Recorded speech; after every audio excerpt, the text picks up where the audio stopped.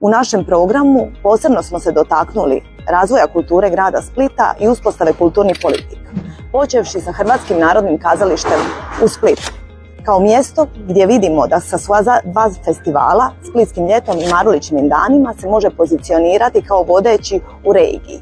Gdje vidimo prednost? Prednost vidimo u ulogu u razvijanju publike. Obzirom da je Hrvatsko narodno kazalište u Splitu jedina operna kuća u regiji, mora privlačiti goste, posjetitelje ne samo iz naše županije, već i susjednih županija koji nemaju svoju opernu kuću. Ne dotaknuti se Splitskog ljeta, festivala koji je dominantno bio operni festival, danas to nažalost više nije.